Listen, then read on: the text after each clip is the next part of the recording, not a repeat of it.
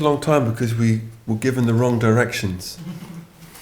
And we tried to get here a few years ago, but we turned left at Mongolia and we should have turned right. And so we got lost. Is that everybody seems very friendly. Maybe that's, I don't know whether they're friendly to each other, but they're being very friendly to us. We went to there's a beautiful Buddhist temple near our hotel. Sure. We went to see that, and this morning I went to the old Imperial Palace. Fantastic, again, beautiful, amazing old building and beautifully preserved. I think there's such an energy in Korea. You know, it's always moving incredibly quickly. It seems like a very positive place. It's so easy to feel happy and excited when you're in Seoul. Obviously, we haven't had a chance to go outside of the city, but it's just a wonderful place to be. We're thrilled to be here. For us, it's just a dream come true. I think it's the tour that we always hoped we'd be able to do. And it's just taken a long time for it to be possible. The technology and to have enough songs that we can play in these big stadiums. If you told us when we were 19 years old that we'd be doing this tour now, we just wouldn't believe you. You know, it's a real dream come true. It's amazing. Anyone should ever expect to come to a country they've never been to before and have sell tickets so quickly. It's incredible. Yeah, amazing. We're so happy and we feel very lucky because it's a new country for us to visit, and we've been wanting to come for a long time, and so it just makes us feel great when we hear that people are ready for us to play our concerts. Fantastic. After all these years? Sometimes. And sometimes you get nervous in the middle of a concert if something is not quite right. You know, if something breaks or if it starts to rain or you feel like you played the wrong song, then you can get a little feeling of nervousness. But in general, we don't get very nervous.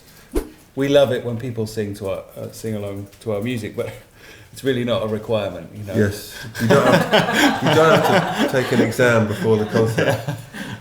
We're happy that people just come. Yeah, genuinely happy. If you show up, we're happy. Yeah. Even if you don't show up, we're happy. We like everybody. Yeah, but here's the thing. Every audience is amazing, just in different ways. But you have to understand that even if you're on a rainy day in Germany, if people are in the stadium, then they're already amazing to us. They've already bought their ticket. They've come from work or from school or through the traffic and the travel.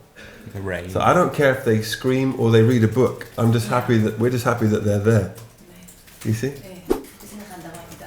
I've never seen anybody typing without having to look at what they're typing. That's incredible.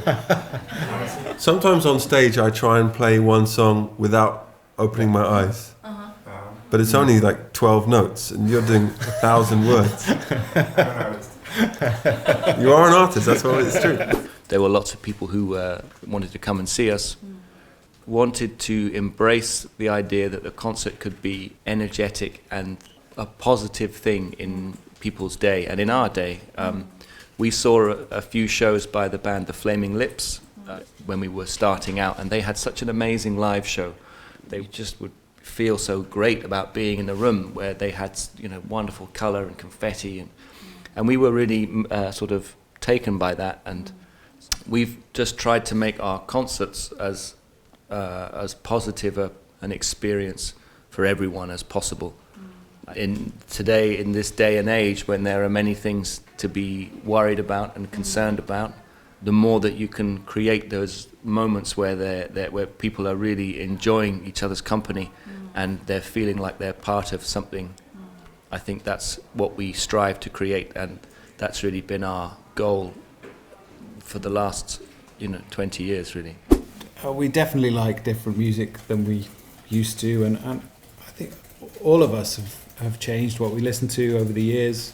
I mean, I still listen to some of the things I listened to when we were started out at 19 or 18, but expanded. Yeah, it's definitely expanded, and not just new things, older things as well. Even classical music, and I even occasionally listen to jazz now. Yeah.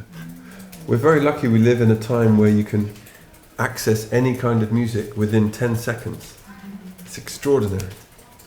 Wherever we are, you can hear 1,000 different kinds of music all the time because of technology. So of course we listen to many more things. Yeah.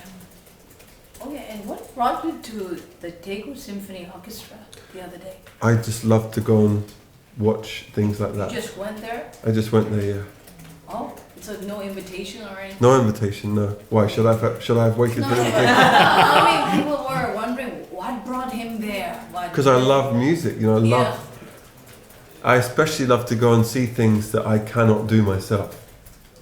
When you're playing big stadiums, it would be easy to think, oh, I'm amazing. But when you go and see performances like that, or you go and see the ballet, you go and see people who are like, whoa, these people are amazing. We have a lot of work to do. We're nothing, you know. So I like to be. It's inspiring and also terrifying. Well, I'd say some of the inspiration is internal, in terms of some of it comes from how I'm feeling or how we're feeling, what we're going through in our personal lives or what we see around us. Some of the inspiration is internal, and the other side of the inspiration is external. Sometimes that's good things, that's seeing paintings or new cities or hearing different music or watching Mary Poppins or movies. Also, it comes from watching the news and seeing some of the more difficult things in the world. We approach every day very open to everything. And that's where the inspiration comes from.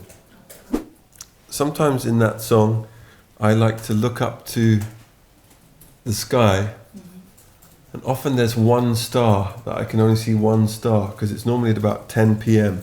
So not all of the stars are out. And often in concert I say thank you. That song makes me feel very connected to spiritual things, you know.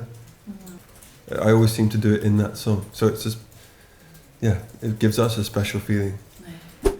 We found out very early the chemistry of a band is the most important thing. As well as writing and playing music, we work very hard on making sure that we are all happy people, communicating. We understand that each one of us plays an important part in the band, and we can't change that. It's the most important thing. It's the most sacred thing, is the fact that it's the four of us. So we just work very hard to make sure that each of us has what they need and is feeling good about the music and about the touring and about how, whatever we're doing it's as much to do with maintaining the relationships as it is to do with maintaining the quality of music.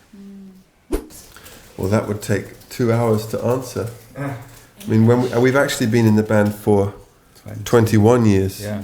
We've known each other for 21 years, which is way more than half of our life. So, and of course, the first 5 years of your life you don't really remember very much. So I only remember about 13 years without the band. I don't remember them very well. But those years without the band were very important because they make us appreciate each other. I think the key thing I've learned is the power of collective, togetherness. The strength in a team.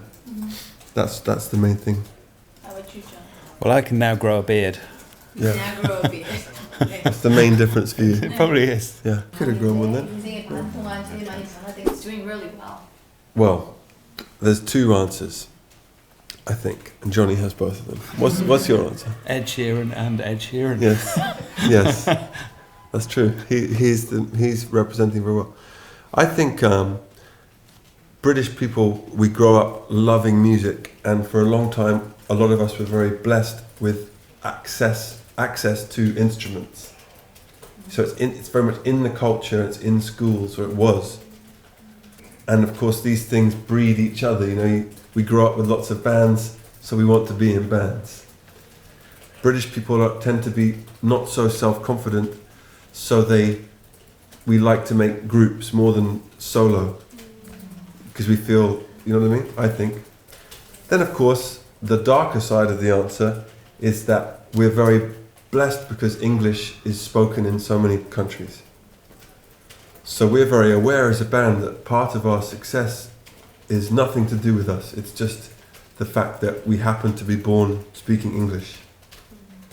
So that keeps us humble, because it would be harder maybe to access the whole world. And so those are my two answers. The culture is very full of music, and also the world, a lot of people speak English.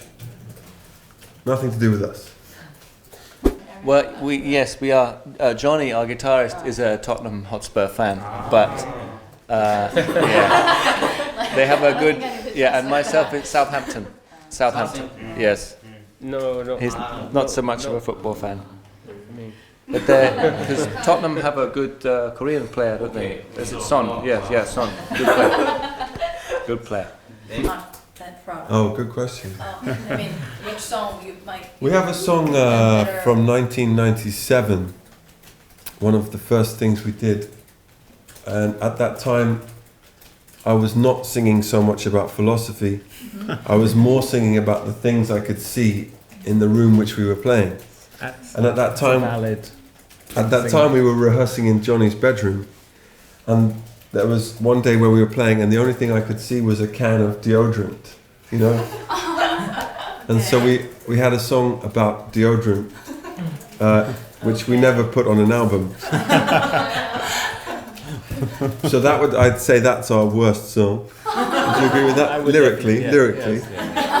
The music. Probably musically. The guitar is very good. And I'd say this. I mean, we have maybe 7 or 8 songs we're very proud of. I think if I had to pick one today, I would pick a song called Viva la Vida. But then we're proud of a lot of our songs. We like a lot of them. And that we will certainly return, because it has a lot of energy here in Seoul, and it's a very creative place, and it's a place that seems to really love music. So those are the kinds of places we always want to come back to. So yes, I don't know why it's taken us so long, but I'm sure we will be back.